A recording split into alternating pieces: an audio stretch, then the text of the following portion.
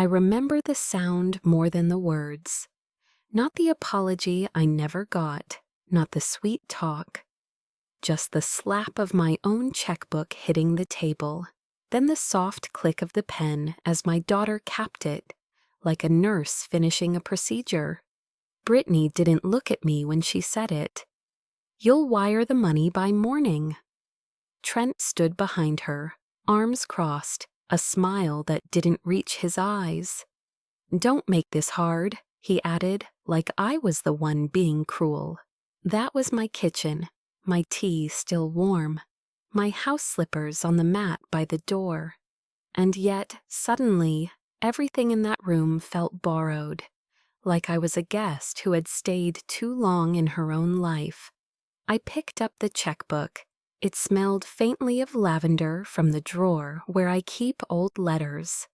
I used to think money could mend anything, babies that didn't come, jobs that didn't last, marriages that were already leaking at the seams.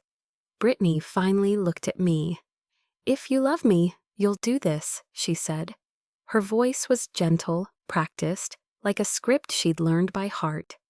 I saw it then, the small, sharp edge under every soft word. Love bent into a tool. I didn't argue. I didn't cry. I went to the door and turned the deadbolt just to hear it. That small metal click felt like a line being drawn. Trent laughed under his breath, like I'd done something foolish, but I wasn't locking them in or out. I was marking the moment. The second help became O. The second family became leverage. I set the checkbook down carefully and met their eyes. They thought I'd just obey, but they forgot who taught them how to play the game. People think strength is loud. They think it shouts or slams or throws. Mine doesn't. Mine sits. Mine watches. Mine writes things down. "Give me until morning," I said, and my voice didn't shake. They took it as surrender. They smiled. They left. When the door closed, the house felt strange and honest at the same time. The clock ticked. The tea went cold. I stood very still and listened to my own breathing in the quiet. This wasn't fear anymore. It was clarity. They came over on a Sunday, uninvited, the way people do when they've already decided what's good for you. I was still in my robe, coffee barely half gone, the morning light slanting through the curtains. I thought they'd come to visit, to check in, maybe bring breakfast like old times. But when Trent walked in first, holding a folder instead of flowers, I knew it wasn't love that brought them. Brittany followed behind him, crisp and sweet as a commercial. "Mom, we need to talk," she said, her smile stretched too thin. Trent set the folder on the kitchen table like it was an offering or a demand. He spoke first, the way he always does when it's really her idea. "We're worried about you, Evelyn. You've been alone a lot lately. That's not good for someone your age." My age. That phrase has a way of shrinking a person, even when it's wrapped in concern. Brittany sat down across from me, taking my hand as if that would soften what came next. "You fell last year, remember?" she said. "And the stairs. Mom, they're dangerous. Trent and I were talking, and maybe it's time you thought about moving somewhere safer." "Safer," I repeated, watching the sunlight catch the edge of her wedding ring. She nodded eagerly. "Yes, a condo maybe. No stairs, easier access, less upkeep. You'd be free. Free." That word tasted like dust. Trent leaned back, crossing his arms. "We found a few places already. If you sold this house, you'd have enough to cover everything comfortably. And the extra cash could go toward, well, investments, something productive." I let them talk. They liked the sound of their own planning, so confident, so reasonable. Brittany squeezed my hand again. "If you really love us, you'll think about it. We just want what's best for everyone. That's how they always start. Love first, guilt second. I studied them quietly. My daughter, polished in soft pink, and her husband, smelling faintly of whiskey and impatience. I thought about the years I'd carried her through, the nights I'd stayed awake, budgeting pennies while she dreamed of everything I couldn't yet afford. I wondered when exactly she started speaking to me like a problem to be solved. Trent slid a single page from the folder toward me. "It's just a preliminary estimate," he said, tapping the figures at the bottom. "If you agree to list, we could close within 60 days. You'd have more than enough left over for the condo." I looked at the paper but didn't read it. I didn't need to. Their plan was already written on their faces. Brittany's voice softened, rehearsed sympathy coding each word. "Mom, you've done enough. It's time to let us take care of things." "Take care of things," I repeated. "Like what?" She hesitated, glancing at Trent. "Your finances," he said smoothly. "Your accounts, the property, everything that's become complicated." Complicated? Another word for mine. I leaned back in my chair, folded my hands, and smiled. Small, polite, unreadable. "So you'd manage it all for me?" "Exactly," Brittany said, relief flashing in her eyes. "You can just relax." Trent nodded. "No stress, no paperwork. We'll handle everything." There was something almost touching about how proud they looked. Like two children convinced they'd invented adulthood. I nodded slowly. "You've both given this a lot of thought." Brittany smiled wider. "We just care, Mom. We don't want you to feel trapped in this big old house anymore." I glanced around the kitchen, the worn oak cabinets, the faint crack in the tile, the smell of lemon cleaner and morning coffee. Every inch of this place held 30 years of work, of late nights and small victories. Trapped? I'd built this trap with my own 2 hands, and I'd built it to last. I rose from my chair and walked to the window. Outside, the garden needed trimming, the bird bath needed refilling. The world went on, patient and ordinary. Behind me, their voices merged into a single hum of persuasion. Numbers, comfort, security. "Mom, are you even listening?" Brittany asked finally. I turned back to her, still calm. "I am." "And," she pressed. "I'll think about it," I said. My tone was even, almost kind. That seemed to satisfy them. Trent gathered his folder, smiling like a man who'd already closed the deal. Brittany kissed my cheek, her perfume sweet and hollow. "You'll see," she said. "This is the best thing for everyone." When the door closed behind them, the kitchen fell quiet again. I stood there for a long moment, letting the silence stretch.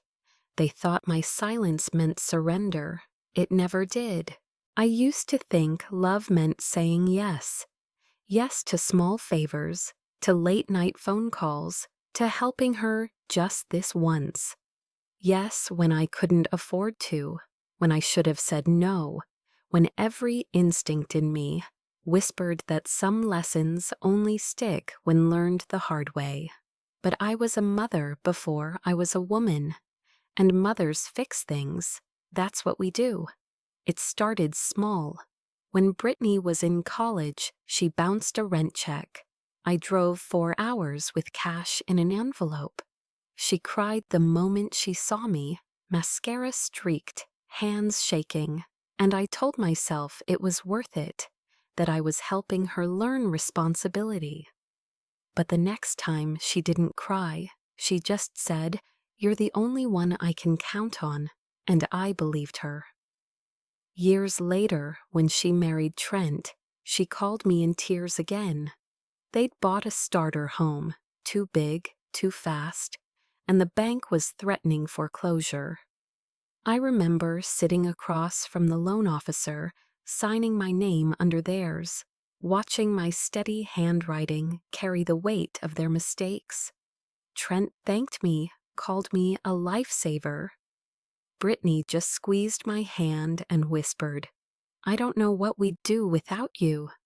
That line, soft, grateful, innocent, became the rope they learned to pull.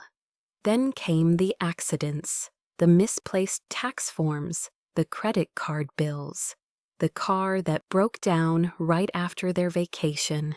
Every problem came wrapped in affection. "Mom, you've always been so good with money." "Mom, you understand responsibility better than anyone." Guilt disguised as flattery, the most efficient kind of manipulation. When the IVF started, it was different. That call came late one night, her voice trembling. "Mom, the doctor says we have a chance. We just need a little help with the payment." A chance at life. How could I say no to that? 4 rounds later, $42,000 gone, still no baby. And a text that simply said, "Didn't work. Can you Venmo the next one by Friday?" I remember staring at that message for a long time, wondering when my daughter stopped using words like "thank you." After my husband died, I told myself that helping her gave me purpose. The house was too quiet, and she was my only reason to keep the lights on. So I gave and gave and gave until giving became a reflex. It's strange how quickly you can turn into the background of someone else's life, the steady hum of support they never stop to notice until it's gone. I still remember the day I paid their back taxes. Trent had made a small accounting error, as he called it, but the IRS didn't find it small at all. He laughed it off. "We'll fix it next quarter, Evelyn, promise." Brittany sent me a thank you card the week after, one she clearly hadn't written herself. The handwriting was neat, rounded, impersonal. The signature, though, was hers. It read, "Love you, Mom. You always save the day." That line haunted me for years, not because it was cruel, but because it was true. I did save the day, every time, and every time I did, it made it easier for them to forget what a real apology sounded like. There's a moment, somewhere between exhaustion and clarity, when you realize love without limits isn't love at all. It's leverage, and I had handed them every tool they needed to use it. I remember one particular evening, 2 years before all this. Brittany called, frantic. The car loan payment had bounced. "Just until Friday, Mom. Trent's waiting on a client check." I transferred the money immediately, like muscle memory. But later that night, scrolling through social media, I saw the photos. A weekend getaway, champagne glasses, matching outfits, the caption, "Rest and reward. We earned this." Earned. That word burned like acid. I sat there staring at the screen, my reflection ghosted over their smiles. And it hit me, they weren't taking from me out of need. They were taking because they knew I'd never stop them. They'd mistaken generosity for weakness. I closed my laptop, turned off the lights, and stood by the window for a long time. Outside, the neighborhood was quiet, a few porch lights flickering, a dog barking somewhere down the block. In that silence, I felt something shift, something I couldn't name yet. I didn't raise them to be cruel, but I did raise them to think I'd always save them. It started with a text that looked innocent enough. "Lunch this week. Just us. I miss you." I stared at it for a long time. The words were simple, the kind every daughter should send her mother. But with Brittany, simplicity was never simple.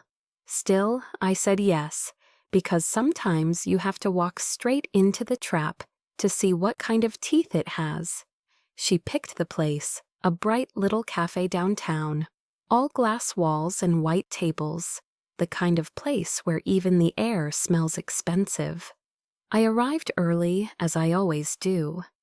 I watched the waiters glide between tables like dancers, carrying trays of food. No one seemed hungry enough to eat. Brittany arrived exactly 10 minutes late, dressed perfectly for the occasion. Soft pink blouse, delicate gold earrings, not a single hair out of place. She hugged me, all warmth and perfume. "Mom," she said brightly, "you look amazing. I'm so glad we're doing this." The waitress came over. Brittany ordered for both of us, like she was doing me a favor. 2 salads, 1 tea, 1 sparkling water. It felt rehearsed. Everything about her did. We made small talk first. Weather, the new coffee shop near her house, how she and Trent were so busy lately. I nodded, smiled where appropriate, let her fill the air. Then she leaned forward, resting her chin on her hand. "So," she said softly, "I've been thinking a lot about you lately, about the future. That's always how it starts. Concern first, control second. I just want you to be comfortable," she continued. "You've worked so hard, and I think it's time you really enjoy what you've earned." "That's kind of you," I said. She smiled. "You know that big house. It's beautiful, but it's also a lot for one person. You've got the stairs, the yard, the maintenance. It's too much, Mom." I looked at her, at the way she said too much, like she was doing me a kindness by calling me old. "And Trent," she added, "he's been researching some really good options for you. A condo downtown, close to everything. Elevator access, no yard work. You'd love it." Trent. Of course he was part of it. Brittany reached across the table and touched my hand. Her fingers were warm, perfectly manicured, rehearsed. "You'd have so much more freedom," she said, "and we'd be less worried about you." The tea arrived. I took a slow sip. It was too hot, but I didn't flinch. "What would happen to the house?" I asked lightly. "Well," she said, eyes flicking away for just a second, "we'd sell it. You could transfer ownership first, so it's easier with taxes and all that." I smiled, a small, harmless thing. "That sounds efficient." Her relief was instant. "Exactly. You always understand these things. You were in finance, remember? You know how messy estates can get." I nodded, keeping my voice even. "I do." She relaxed then, talking faster now that she thought I was agreeing. "Trent even spoke with a lawyer," she said, lowering her voice like it was gossip. "He said it's much simpler if we take care of things now, before anything happens. You know, just to make sure you're protected." Before anything happens. The words slid across the table like ice. I watched her stir her drink in slow, careful circles, avoiding my eyes. That's when I knew for sure this wasn't a conversation, it was a performance. A gentle little ambush dressed in silk and sugar. They didn't want my comfort, they wanted my consent. I leaned back and smiled again. "You've really thought this through," I said. Her eyes lit up. "Of course, we just want what's best for everyone. You deserve peace, Mom." Peace. Another word that meant obedience. I folded my napkin neatly, placed it beside my plate. "Let me think about it," I said softly. Brittany exhaled, relieved. "Take all the time you need." The waitress dropped off the bill. I reached for it, but Brittany stopped me. "No, I've got it," she said, slipping her card into the folder like it was a symbol of maturity. I thanked her and stood, giving her another small hug. She smelled like roses and expensive guilt. Outside, the sunlight hit the cafe windows, reflecting a dozen versions of us. Mother and daughter, side by side, pretending everything was normal. She waved as she walked to her car, calling out, "Love you, Mom." I waved back, "Love you too, sweetheart." She drove away thinking she'd just won something. But as I stood there on the sidewalk, I wasn't angry. I was calm. They came for my home. They left without noticing I'd already started building my defense. The house was quiet when I came home from that lunch, but not peaceful. It was the kind of quiet that hums, the sound of something shifting beneath the surface. I set my purse down, took off my shoes, and walked straight to the study. Dust floated through the sunlight like tiny ghosts. On the bookshelf sat the same binders I once used when I worked in accounting. Old ledgers, tax folders, archived client files. I hadn't opened them in years, but suddenly they felt alive again. I pulled one binder down and flipped it open. Columns, signatures, cross-checks. My old handwriting stared back at me, neat, disciplined, certain. It reminded me of who I used to be before life became about everyone else's emergencies. Numbers never lied to me, people did. As I turned the pages, the noise from the cafe replayed in my head. The polished words, the fake concern, the careful phrasing of control disguised as care. They thought I was too old to see it coming. But what they forgot was that paperwork has always been my weapon. I opened my laptop, still running an outdated operating system, but reliable as ever. I logged into the few accounts I'd kept to myself. Old savings, pension records, investment notes. Everything was still there, untouched. They hadn't reached those yet. But the joint accounts, the ones I'd opened years ago to help them build credit, had movement. Small transfers, auto-pay setups, account changes that I didn't authorize. I took out a notepad and began to list everything I recognized and everything I didn't. For the first time in years, I felt awake. Not angry, not scared, just focused. By sunset, I had filled 3 pages with notes. Every number told a story, and the story was getting darker with each entry. I poured myself tea, carried it to the window, and looked out over the garden. The same roses I planted with Brittany when she was little were blooming. Overgrown now, a little wild, but still standing. They'd thrived in neglect. Maybe I would too. That night, I went through old contacts stored in a drawer, yellowing business cards from a lifetime ago. Lawyers, auditors, consultants, colleagues I hadn't spoken to in years. Then I found one name that stopped me, Gina Morales. Gina had started as my junior analyst 25 years ago. Sharp as glass and twice as unbreakable. She'd gone private years back, doing contract investigations for corporate clients. Last I heard, she was still in town. I stared at the card for a long time, thumb brushing over the embossed print. I could almost hear her voice again, quick, certain, loyal. "You always said the numbers tell the truth, Evelyn. You just have to look where no one else bothers to." So I did something I hadn't done in years. I made a call that wasn't about family or guilt or obligation. The line rang twice before a crisp voice answered. Morales Investigations. There it was, the same tone, older but still, razor sharp.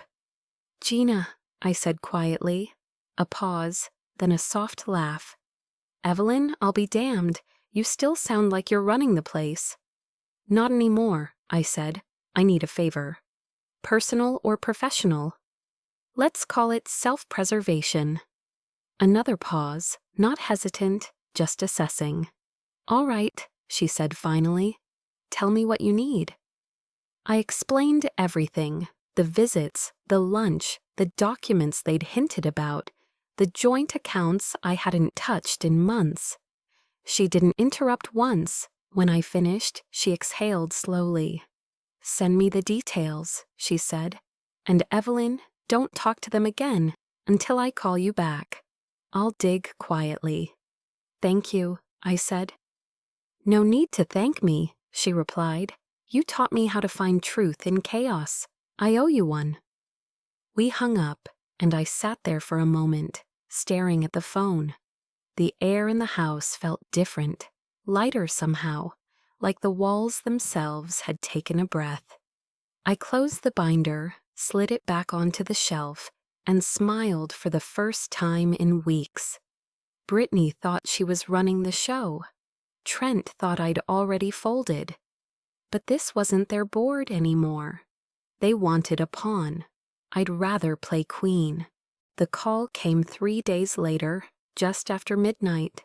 I was half asleep on the couch, an old movie humming softly in the background, when my phone buzzed against the coffee table. The screen lit up with one word, Gina. I answered immediately. "You still awake?" she asked. "Barely," I said. "That usually means you've found something." A pause, the kind that carries weight. "You might want to sit down," she said. I already was.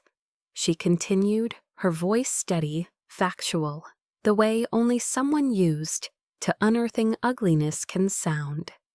I pulled the records from the joint accounts, ran a few cross matches. Trent's been moving money, small amounts at first, but consistent. The transfers lead to an account under a fake consulting name. Offshore routing, but the payments start from your investment line. I closed my eyes, rubbing the bridge of my nose. "How long?" "Almost a year," she said, "and that's not the worst part." She sent a secure link. "Check your email. Password's the same one you used at the firm. You never were good at changing those." I smiled faintly. Some habits die hard. When I opened the file, the blue light from the laptop filled the room. For a second, I just stared. Spreadsheets, screenshots, transaction chains, dates I recognized. Every number, every timestamp, lined up like breadcrumbs leading straight through the wreckage of my trust. "Gina, this consulting name, JS Enterprises, do we know who owns it?" "I traced it," she said. "Registered to an address downtown, Parkwood Lofts." That name struck something. "That's where Trent said his firm hosted client luncheons." "Yeah," Gina replied, "except it's a residential building, Unit 10B, leased under Trent Davidson's name. And the emergency contact." I waited. "Karina Bellingham," she said. "Designer, early 30s, not your daughter." For a moment, I couldn't speak. The words sat heavy in my chest, pressing against something that had been fragile for a long time. I forced my voice steady. "You're sure?" "Pictures don't lie," she said softly. "Check the second attachment." I clicked, and there they were, grainy but unmistakable. Trent holding the lobby door open for a woman with auburn hair and a smile that didn't need pretending.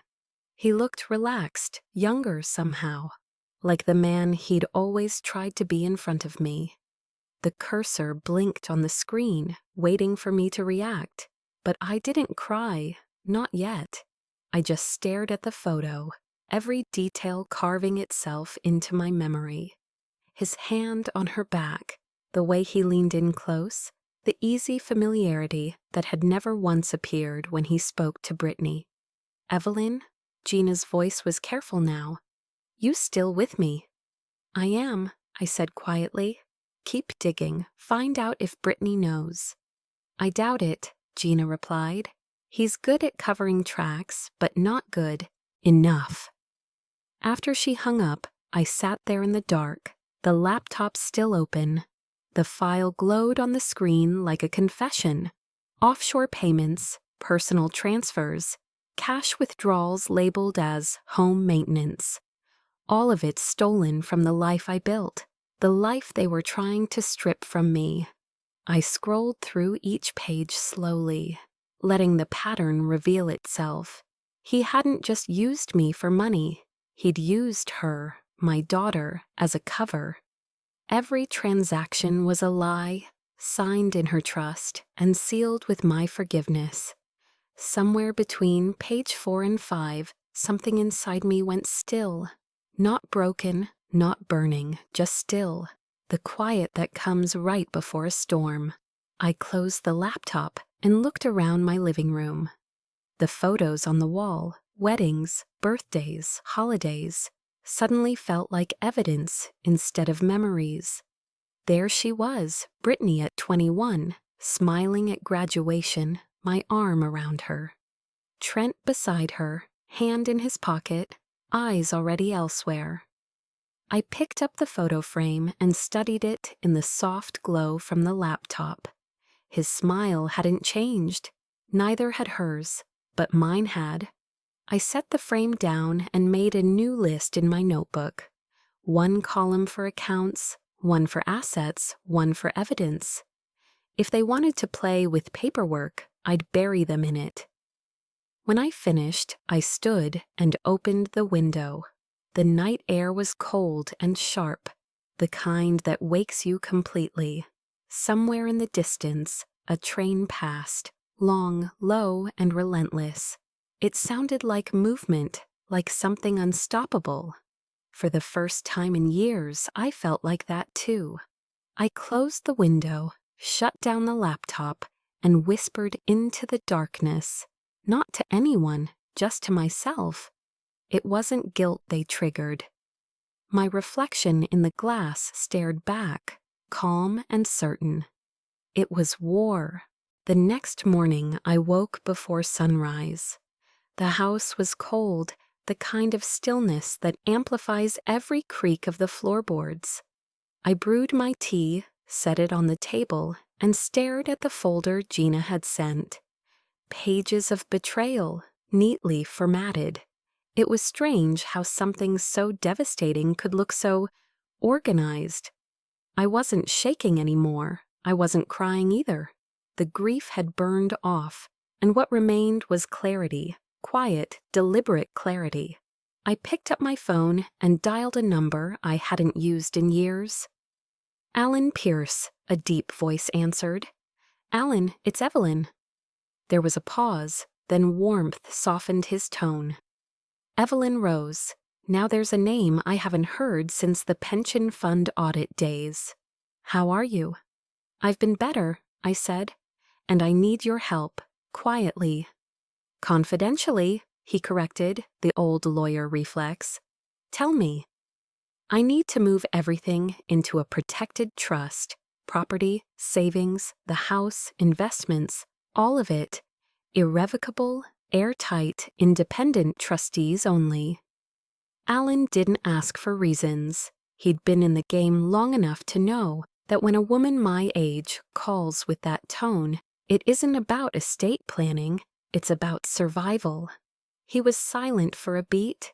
Then, "All right, come by at 2. Bring every document you have. Titles, statements, ID copies. I'll clear the schedule." "Thank you, Alan." "You're welcome," he said. "And Evelyn?" "Yes, whatever they did, it stops now." That made me smile, just a little. By noon, I was sitting across from him in his downtown office. The same mahogany desk, the same faint smell of leather and ink. Alan hadn't aged much, just a little more silver at the temples, the same quiet authority in his posture. He looked through my folder page by page, scanning, making notes in pencil. "I'll need to assign an external trustee," he said. "Someone with no familial ties. That way, even if they try to contest it, the court won't see conflict of interest." "That's what I want," I said. "Your daughter's name, remove it from everything?" I hesitated. The air felt heavier for a moment. "For now, yes, until I know she's not part of this." He nodded once. "We can always add her back later. But for the next 72 hours, you'll be invisible on paper. Everything will route through the trust. Any attempt to move or liquidate funds will trigger a stop notice." "Perfect," I said. He looked up from the papers, studying me quietly. "You've already seen the transfers, haven't you?" "I have." "And the affair?" I nodded. "He's funding it with my money." He leaned back in his chair. "Then we'll give them a surprise they won't recover from."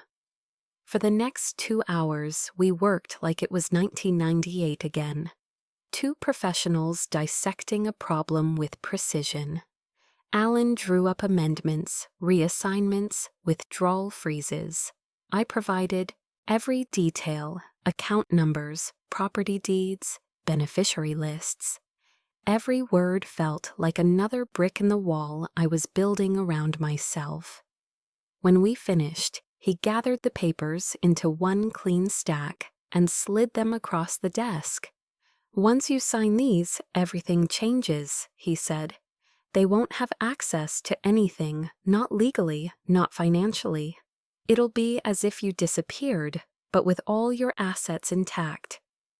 I took the pen, ran my fingers over the cool metal, and signed every page without hesitation. My name flowed steady across the paper, the same signature they had once used to drain me, now sealing every door in their faces. Alan notarized the last form and closed the folder with a quiet snap. "I'll file the trust first thing in the morning," he said. "And Evelyn, one more thing." "Yes?" "If they try to contact you, don't explain. Don't justify, just let them talk." I smiled faintly. I've had practice. When I left his office, the sky had turned overcast. The city looked washed out, gray and clean, like a fresh slate. I stopped at a red light and glanced at my reflection in the window. I looked tired, yes, but not broken. There was something else in my eyes now. Resolve. At home, I poured another cup of tea and sat by the window. The same garden outside, the same quiet walls, but everything felt different. The documents Alan would file tomorrow would lock down my world tighter than any door ever could. Trent thought he understood leverage. Brittany thought she understood persuasion. Neither of them had ever seen what true preparation looked like. I closed my eyes for a moment, listening to the faint hum of the refrigerator, the heartbeat of a home that would finally be mine again, not because of love or guilt, but because I chose it. By the time they realized, the locks would already be changed. On paper and in my heart, the room Alan chose was plain, almost sterile. A rented conference space at the Civic Center downtown. 4 chairs, 1 long table, blinds half drawn. Against the afternoon sun, I'd asked for neutral ground. No one could claim ownership here. The folder on the table looked harmless, just paper and ink. But inside it was a story they wouldn't be able to rewrite. At 1:55, Alan walked in, calm and methodical as always. "They'll be here soon," he said. "You ready?" "I've been ready for years," I replied. By 2:07 the door opened. Brittany entered first, glowing with misplaced confidence, wearing the pale blue dress I'd bought her for her birthday years ago. Behind her, Trent followed, the swagger in his step, like a man arriving to claim his prize. "Mom," Brittany smiled too wide. "I'm so glad you decided to meet. We can finally settle all this confusion." Trent added, "We just want to make sure everything's fair and simple. You've had a lot on your plate." I motioned toward the chairs. "Sit down." They did, side by side, hands folded like polite thieves. Alan nodded at me once, then began with the careful professionalism that made him so good at his job. "Mrs. Rose asked me to convene this meeting to review certain estate documents and clarify a few misunderstandings. Everything discussed here will be documented. Of course, Brittany said, crossing her legs, flashing that charming smile she always used when she wanted something. Trent leaned forward. Let's start with the trust paperwork. Once that's signed, we can handle the rest. Alan glanced at me. I reached for my folder. Oh, I brought something better than a signature, I said. I slid a series of printed documents across the table. Bank statements, payment screenshots, transfers, all labeled in neat order. Trent frowned. What is this? Proof, I said simply.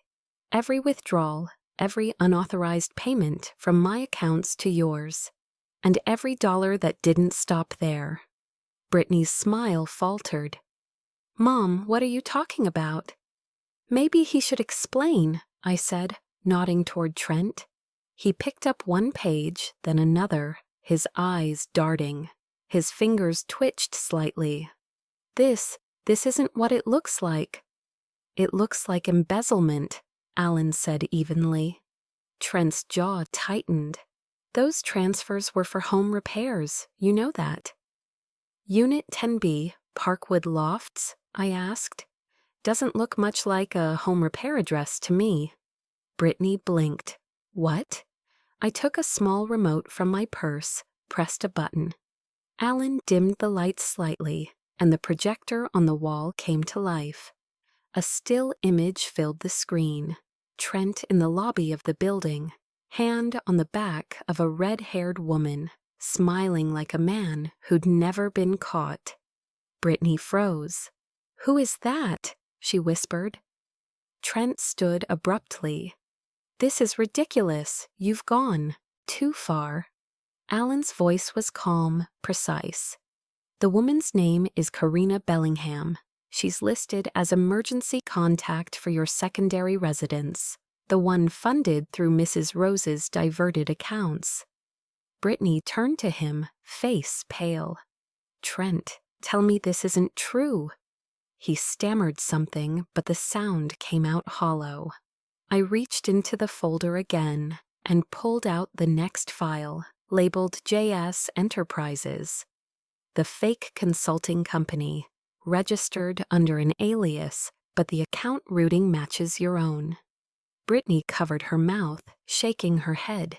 Trent snapped, You hired someone to spy on us? I looked at him, steady. No, I hired someone to protect me.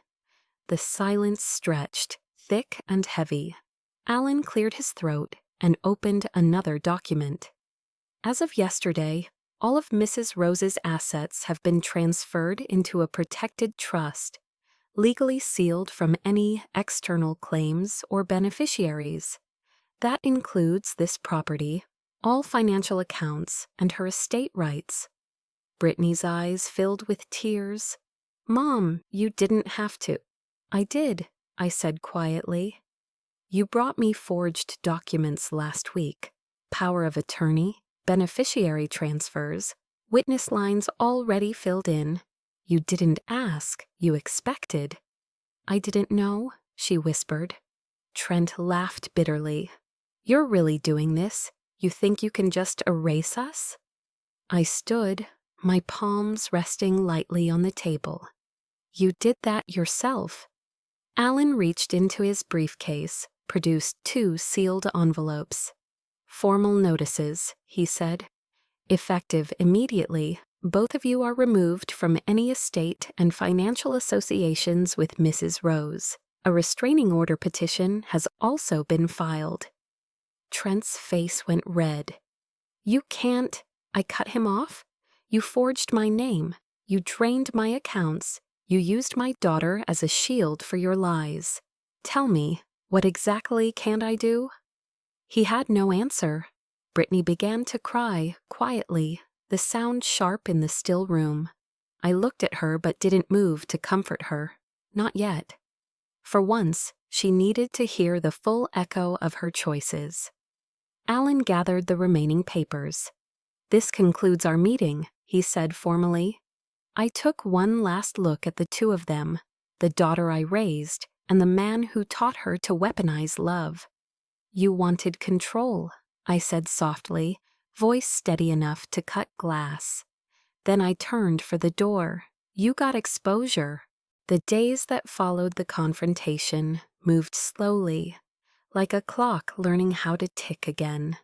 The air in the house felt lighter, almost too quiet at first.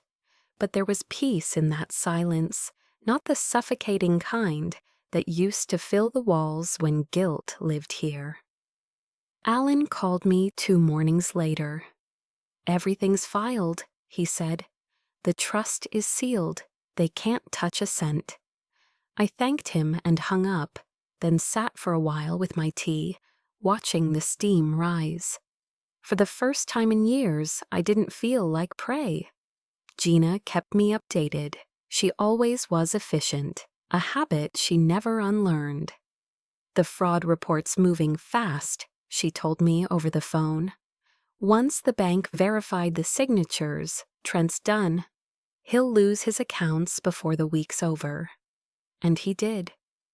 Word spread quickly through his small circle of clients. The kind of men who pretended to be entrepreneurs, but really just rearranged other people's money. By the end of the week, he'd been dropped from 2 partnerships and was being audited for misuse of funds. Brittany, meanwhile, went silent. No calls, no texts, just absence. I knew that silence well. It was the sound of someone realizing their world had been built on someone else's shoulders. Then one night, 3 weeks after the meeting, there was a knock at my door. When I opened it, she was standing there, no jewelry, no makeup, hair pulled back in a loose knot. She looked smaller, like someone who'd finally stepped out of the light she'd been blinded by. "Mom," she whispered. For a second, we just stared at each other. No words, no accusations, just the faint hum of the refrigerator behind me and the ache of time between us. "Can I come in?" she asked. I nodded and stepped aside. She walked in like she was afraid to touch anything. The house was the same, but she wasn't. "I didn't know," she said finally. "I swear I didn't know what he was doing." "I believe you," I said. Her eyes filled with tears. "I should have seen it. All the signs were there. But he—" She stopped, voice breaking. "He made me feel like everything good in my life came through him." I sighed softly. That's what men like him do. They build cages that look like homes. She nodded, wiping her face. "He's gone. He cleaned out our joint account before the investigation froze it. There's nothing left." I went to the kitchen and poured her a glass of water. She took it with shaking hands. "I'm not asking for money," she said quickly. "I just didn't know where else to go tonight." "I know," I said.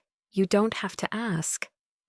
We sat at the table, the same one where she once pushed those power of attorney papers toward me. Only now she couldn't even look at it. "You taught me to be strong," she said quietly. "I just forgot what that looked like." I didn't answer right away. I just watched her, my daughter, fragile but still standing. I wanted to reach across the table and take her hand, but I didn't. Not yet. Some lessons needed space to breathe. "You'll be okay," I said instead. "You'll work. You'll rebuild. You'll learn to trust yourself again, just not too quickly." She gave a faint, trembling smile. "You make it sound possible." "It is," I said.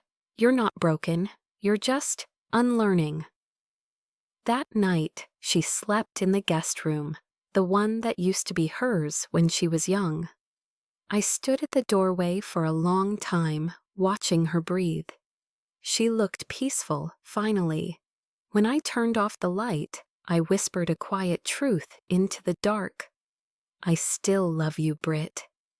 The next morning, she was already up, making coffee in the kitchen. It smelled just like it used to. "I'll start looking for a place," she said, "just until I can get back on my feet." I smiled. "Good, that's what I'd hoped you'd say." She hugged me then, not tightly, not desperately, but honestly. There was no begging, no promises of change, just a quiet kind of understanding that only comes after everything has already been burned down. When she left later that week, she didn't ask for help, and I didn't offer. Not because I didn't care, but because for the first time, I finally did it right. As the door closed behind her, the house fell silent again. But this time it wasn't empty. It was strong, the kind of silence that holds space for healing. I sat at the table, folded my hands, and smiled to myself. Love didn't end, it just grew boundaries. The morning light comes through softer these days. It drifts across the wooden floors, touches the curtains, and lands gently on the same kitchen table where everything once fell apart. The same table where they tried to take everything from me and where I took myself back. I sit by the window now, a cup of tea warming my hands, the faint hum of the world outside reminding me that life, no matter how bruised, keeps moving forward. The roses in the garden are blooming again, taller than last year, reaching for the light like they've never been cut down. Sometimes I catch myself watching them longer than I should. There's something about their stubbornness that feels familiar. It's strange how peace feels when you've earned it. It isn't loud, it doesn't arrive with fireworks or apologies. It just settles in, like dust after a long storm. I keep the house quiet now. No arguments, no manipulation, no guilt pretending to be love. The quiet used to scare me, back when I thought silence meant loneliness. Now it feels like a reward. I still see Brittany sometimes. We talk, not every day, but enough. She comes over on Sundays with groceries or small things she thinks I'll need. We sit together, and the conversations are light, real. She tells me about her new job at the bookstore, how she's learning to manage her own bills, how she's making mistakes and fixing them herself. Every once in a while, she apologizes again, but I always stop her. "You already did," I say. "Now just live better." She smiles when I say that. It's not the smile she used to wear, the performative one, polished for approval. This one is smaller, a little unsure, but honest, and that's enough. As for Trent, I haven't heard his name in months. Gina mentioned he's facing court hearings, financial misconduct, breach of contract, tax evasion. I don't care to follow the details. That part of the story doesn't belong to me anymore. Every now and then, I find an old photo while dusting. One of those perfect ones, Brittany in her graduation gown, Trent with his arm around her, me standing behind them, proud and tired and blissfully unaware. I don't throw them away. I just put them back in the drawer where they belong. Not to hide, but to remember. Because forgetting isn't healing, it's erasing. And I want to remember. I want to remember how easy it is to mistake love for control, how quickly generosity can turn into a leash, and how silence, when used right, can be the sharpest tool of all. When I look around this house now, I don't see what they tried to take. I see what I built and what I finally protected. The bills, the paperwork, the trusts, they're all tucked neatly away in a drawer beside my old accounting binders. Every page signed, every box checked, every lock sealed. But the real protection isn't on paper, it's in me. There's something beautiful about getting older. People assume it makes you weaker, smaller, easier to overlook. They forget that time doesn't just take, it teaches. You learn that anger fades faster than disappointment, and that forgiveness doesn't always need an audience. Some lessons you whisper only to yourself. Sometimes in the evening, I light a candle and let the house glow the way it used to when my husband was alive. I talk to him, not out loud, just quietly in my head. I tell him the truth about what happened, how it all ended, how I finally stopped trying to fix everything and started choosing myself. And in the stillness, I swear I can almost feel him smiling. I've stopped asking why things fell apart. Some people have to lose you to learn your worth. Some have to be exposed to finally see their reflection. And some lessons, the hardest ones, can only be written in silence. I take a slow sip of tea, close my eyes, and let the warmth settle into my chest. Peace doesn't need proof, it just needs space. They thought obedience was weakness, but sometimes silence is just the sound of someone building their power. If you've ever been underestimated, remember this: you don't have to scream to be strong. Strength doesn't always roar. Sometimes it whispers. Sometimes it waits. And sometimes it simply walks away, calm, steady, unshaken. And people will mistake your silence for surrender, your kindness for weakness, your patience for permission. Let them. Because the ones who underestimate quiet souls never see the storm being built behind calm eyes. You don't owe anyone an explanation for choosing peace over chaos. You don't have to prove your worth to people who only measure it in what they can take from you. The truth is, your power isn't loud. It's deliberate. It's in every boundary you draw, every no you finally say, every door you close without slamming. I learned that silence isn't the absence of strength, it's the preparation for it. So move quietly. Let your actions speak for you, and when they finally listen, it'll be too late. If this story touched you, if you saw yourself somewhere in these words, share it. There are so many women out there who need to be reminded that dignity doesn't make noise and that self-respect is not selfish. Your support helps these voices be heard, helps these stories find the ones still trapped in silence. Thank you for listening, for feeling, and for remembering that sometimes the most powerful revenge is peace.